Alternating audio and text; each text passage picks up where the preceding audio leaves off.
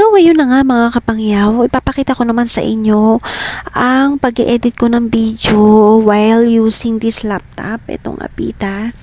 Minsan, dito ako nag-edit ng video ko para sa aking YouTube channel. So, nakikita nyo, ayan yung na-edit ko na video, pero Hindi ko na siya nilagyan ng sounds kasi baka makopyright ako. And well, masasabi ko naman na maganda rin mag-edit dito ng video kasi nga malaki yung screen. Mas makikita mo yung mga kailangan mong i-edit at ayusin. Unlike pag naka-cellphone ka. Actually, pwede naman both.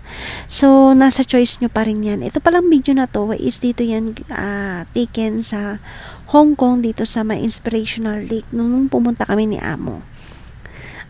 Sana magustuhan niyo itong vlog na to at ma-encourage ko rin kayo na bumili ng laptop na ito. Yan lang.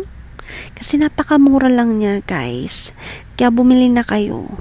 Okay? Kung gusto nyo, PM nyo lang ako. And ibibigay ko sa inyo yung details at kung magkano yung presyo ng laptop.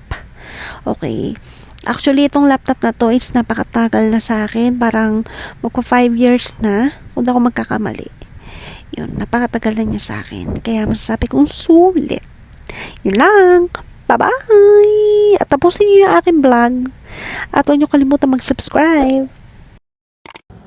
So, the good thing about this laptop, ayan, pwede mo rin siyang i-connect sa iba pang laptop or television. Kung meron ka, ayan, pwede yung PC screen only, duplicate, extended, or second screen. Ayan, basta pipindutin mo lang yan, automatic yan na magko-connect yung laptop mo dun sa isa mo pang PC, or kung meron kang TV, kung saan mo siya i-connect. So, pwede siya. Kahit sa pag-edit ng video, katulad nung sinend ko kanina, I mean, yung inedit ko kanina na video, minsan dito rin ako nag-e-edit ng video ko. Meron lang akong CapCut. Ayan.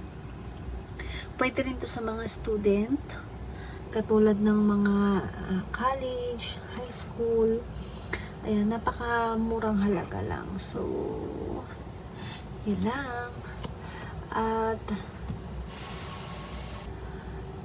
kung tatanungin nyo about sa battery nito, sa akin kasi tumatagal siya ng 3 days kasi hindi ko naman siya masyadong nagagamit. Or bihira lang talaga. Or minsan pag nag-edit lang ako ng video, kadalasan tumatagal tong laptop na to ng 8 hours or 7 hours. Pag nag-edit ako ng video, minsan nag-YouTube, ganun. So, depende naman kasi yan sa paggamit. Parang cellphone lang din naman ng laptop na depende pa rin sa atin kung paano natin gagamitin. So, yun lang.